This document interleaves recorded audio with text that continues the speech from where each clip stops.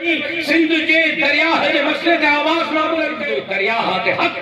सिंध जो सिंध दरिया सिंधिन जी मिल्कियत सिंध जे माण्हुनि जे मर्ज़ी खां सवा खैर आईनी त हुया खैर अखलाकी त हुया लेकिन अॼु खां पोइ ये खैर शरई पे ऐं के माउ जे पुट खे दरिया सिंध ते हुया बुजुर्गो। अल्लाह तबारक व तआला जो जेतिरो भी शुक्र अदा कजे वो घट है। जो अल्लाह साईं तवाए असा के एक दफ़ो ॿीहर रमज़ान जे सआदत सां नवाज़ियो आहे। रोज़ो तिलावत तरावीहूं लाई के सवाब त आहिनि ई आहिनि लेकिन सहरियूं ऐं इफ्तारियूं भी सवाब जे ऐं जन्नत कमाइण जो ज़रियो है। रोज़े रखराइण ऐं खोलराइण जे लाइ त जेको कंहिंखे रोज़ो रखराए थो खोलराए थो गुनाह हुनजा बख़्शिजी था वञनि। रोज़े रखराइण ऐं खोलराइण जे करे अल्लाह उनखे जन्नत जो मालिक थो बणाए। रोज़े रखराइण ऐं खोलराइण जे करे अल्लाह तबारक व तआला उनके जन्नत जो मालिक तो बनाए। हौज़े कौसर मां एड़ा जाम प्यारी दो जो उनके वरी उञ न लगंदी। तो यकीनन अज इफ्तारी जे इन बाबरकत महफिल में तवाए असा गॾिजी आहियूं। उन जो बुनियादी सबब इहो भी आहे त असां पंहिंजनि वॾड़नि पंहिंजे अकाबिर पंहिंजे बुज़ुर्गनि पंहिंजे असलाफ जे सबक खे दोहरायो। एक तरफ असांजे बुजुर्गनि दर्स ऐं तदरीस के जरिए कौम की खिदमत कई। बे तरफ उन्हनि ज़िक्र ऐं अज़कार के जरिए कौम की खिदमत कई। टे तरफ असांजे वॾड़नि जिहाद के जरिए इन धरतीअ जी ऐं धरतीअ जे मारूअड़नि जी खिदमत कई। अहिड़ी सिंध सूरन में आहे वागुनि जे वातन में आहे। अज भी सिंध जो माण्हू उनकी जान माल इज्जत ऐं आबरू महफूज़ कोन्हे।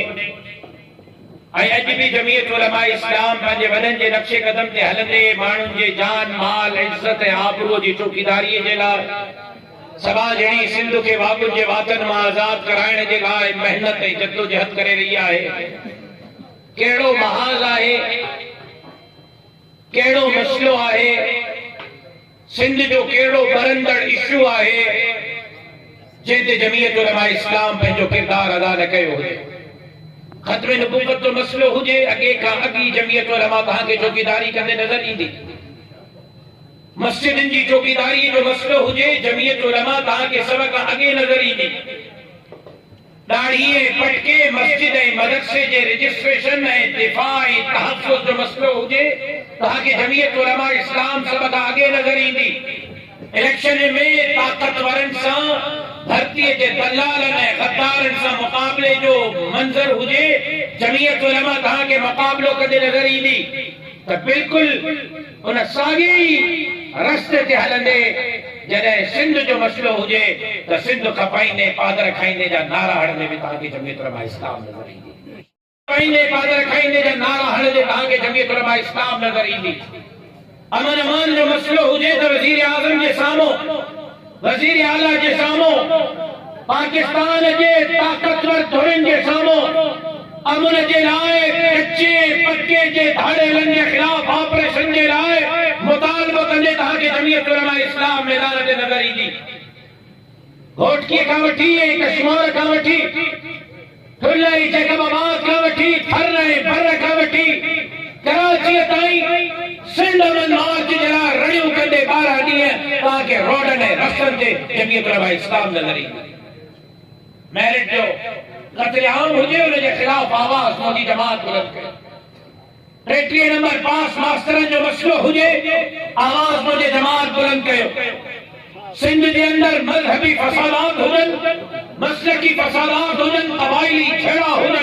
उन्हनि जे खात्मे जे लाइ किरदार अदा कंदे तहांखे जमीयत उलमा इस्लाम नजर ईंदी। ऐं अॼु जिते दरियाए सिंध